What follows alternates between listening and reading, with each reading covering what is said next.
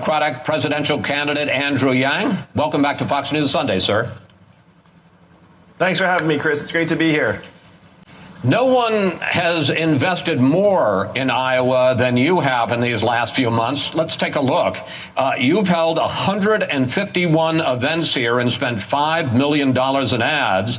And yet, in the latest Real Clear Politics average of polls in this state, you're running sixth with a little bit over 3% support for an entrepreneur. And I know you pride yourself on that. That is not a good cost-benefit analysis.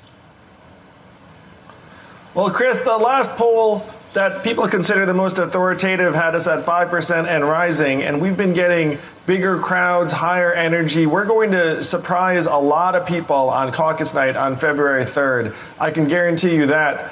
I had a Democratic operative right here in the state who said that from what he's hearing on the ground, the polls underestimate our support, and we're going to grow and peak when the voting starts. Okay. You know, a lot of candidates who don't do well say that. You've also spent a lot of time and a lot of money in New Hampshire. So let me ask you the direct, hard question. If you don't finish in the top 3 or 4 in Iowa or New Hampshire, is it time to drop out? Well, you know, Chris, and many people who've been paying attention to this race know that we've been growing faster than any other candidate in campaign. We have resilient grassroots support, and we're going to be competing all the way through Super Tuesday and into the spring, because we have a message that Americans know to be true, that we're in the midst of the greatest economic transformation in our country's history, and we need a new way forward that will actually work for Americans in every part of the country, from rural towns to big cities.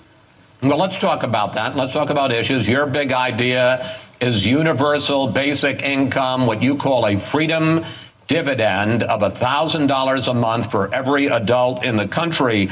But a number of progressives, for instance, Alexandria Ocasio-Cortez, who is supporting your opponent, Bernie Sanders, she says it's regressive and that it is not enough to make up for the basic income inequality in this country. Well, Americans know instinctively that if you put $1,000 a month into our hands, it would find its way right back into our Main Street economies, make our families stronger, healthier, mentally healthier. It would create hundreds of thousands of jobs. It would improve the buying power, increase the buying power of over 90% of Americans. And when I talk to Iowans right here in Creston and other part of the state, they see that their Main Street stores are closing, that they're getting sucked dry because tech companies like Amazon are soaking up $20 billion in value a year and not paying a dime in taxes. This is not working for people here in Iowa and around the country. This is why we need the freedom dividend to actually put buying power directly into our citizens' hands.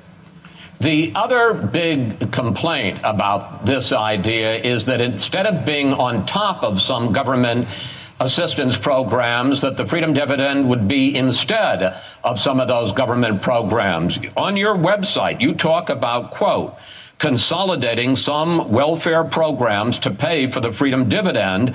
And your spokesman says the freedom dividend is meant to be an alternative to means-tested welfare programs like food stamps and housing vouchers. So liberal critics say that basically this freedom dividend is going to keep struggling Americans still struggling. Well, I talked to a family here in Iowa, and what their frustration is that the better they do, the less they get in benefits. That doesn't work for families. It doesn't work for the American people. So with a freedom dividend, if you get this $1,000 and you start working and doing better, then you get to keep everything you make. This way, the incentives are aligned with both the family and our country. And many people are frustrated with the makeup of our current programs. We have to be able to improve on what we have in a way that will actually boost both families and the economy. I want to change subjects dramatically for you. Your wife, Evelyn, came out publicly recently and shared a very painful story about the fact that when she was pregnant, she was molested by her own doctor. Here is some of what she had to say. I didn't tell Andrew or my family because I didn't want to upset them. I thought, this happened to me, I can process this, I can deal with it, I can compartmentalize it. She says that when she finally told you that you quite understandably cried, I guess my question is, how painful was it for you when you realized that she had decided to go through this by herself without sharing it with you for some months? It was extraordinarily painful, Chris. The fact is, I was away many of the times when she had these appointments with her doctor, and so I felt like I'd failed her. I felt like if I'd been there, then this would not have happened to her. And it's heartbreaking that this happened to Evelyn. It's heartbreaking that it happened to anyone. And I'm so incredibly proud of the fact that... Let me just ask you this, though. What do you hope women and men take from Evelyn's story? Well, first, Evelyn's story is not unique to her. We've had this outpouring of support and gratitude from many women who, frankly, have been in similar situations. And so what we have to do as a country is acknowledge that these situations happen more often than we'd like to believe, and that institutions, instead of protecting the doctor in this case, should be doing what they can to protect ourselves, our wives, our daughters, our mothers. We can do better than this as a country. And the gratitude and support that Evelyn has received over the last number of days has been really inspiring, that we can do better. Finally, you decided to say this week that you thought that the Democratic National Committee had made a big mistake in deciding not to hold any presidential debates on Fox. I guess really two questions. One, why did you decide to say it? And two, after you did, what was the reaction from the DNC? Well, it came up at an event here in Iowa. Someone asked how we're going to bring the country together. And I thought, well, if you're going to bring the country together, you have to start by talking to Americans. And I pointed out this example where the DNC decided not to have any of the presidential debates on Fox, which I thought was a mistake. And I haven't had a direct conversation with the DNC. I think they've been in touch with people from my team.